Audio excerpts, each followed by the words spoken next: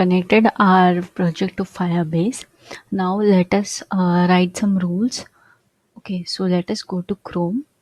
Okay, let us go back. Okay, in your account, you have this Firebase clone. Okay, sorry.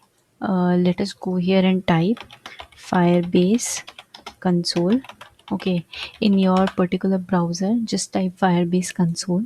Click on Firebase console.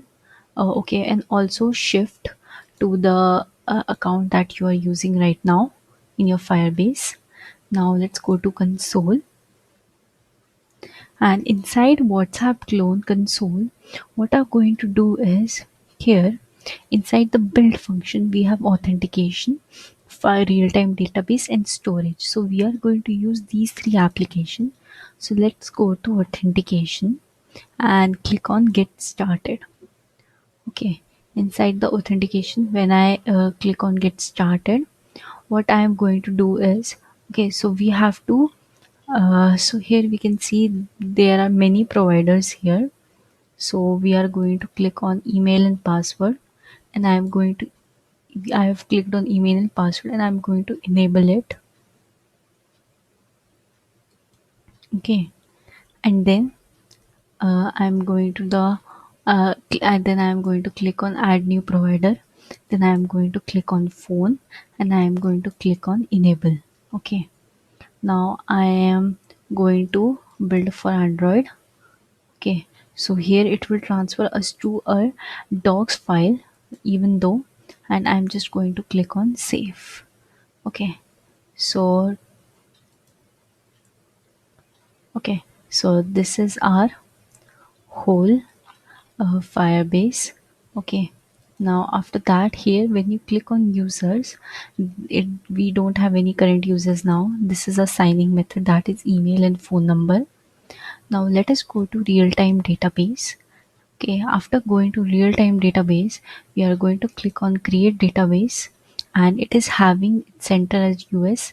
I'm just going to click on next, and it's saying that we should start in locked mode, but we want our real-time database to be open to be seen by everyone. So we are going to click on test mode.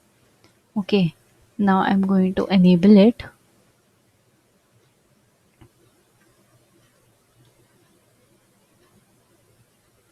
Okay, it can take some time. Okay, and after that I'm going to storage, and inside storage I am going to click on get started, and I am going to click on next, and then I'm going to be click on done. So it will be creating a bucket for us in which we can add we can store the items like status, profile picture and etc. So first of all, let us add some rules in them. Okay, we have to set some rules here.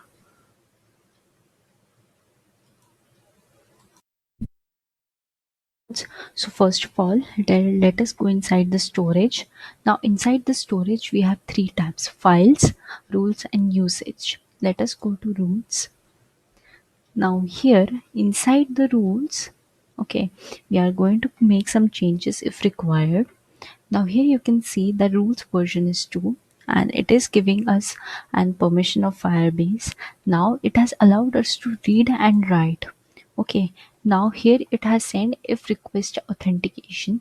It means that if the person is authenticated, then only he can edit the storage, but that's not true. Okay, just remove every part before if and type here true. Okay, and click on this publish statement. Okay, so the rules is being published. Okay, so this is our edited rules. Rules allow us to read and write data in Firebase. So now let us go to our real-time database, and here also click on this rules tab, and here I am going to change the rules. That is, here the rules are given like with some conditions, but we don't want this much complicated rules. So what we are going to do is we are going to remove all of this. Okay, everything before the comma, and I'm going to remove this as well, the date. I'm going to remove everything before comma and this as well. And here I'm going to write true so that we can access and write our database very easily. So the rules are true and true. And just remove this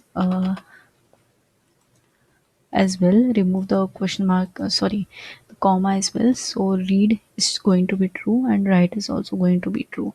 Click on publish. So here we can be seen that we have made our database public. Okay, so this is how we are going to add and read and write a database. Now we are going to create a database here, and we are going to create some storage here, and we are going to authenticate here. Before doing all of this, what we are going to do is we are going to create a sign in and sign up activity. So let us so this is it for today. We will be doing our sign in and sign up activity UI in our next session.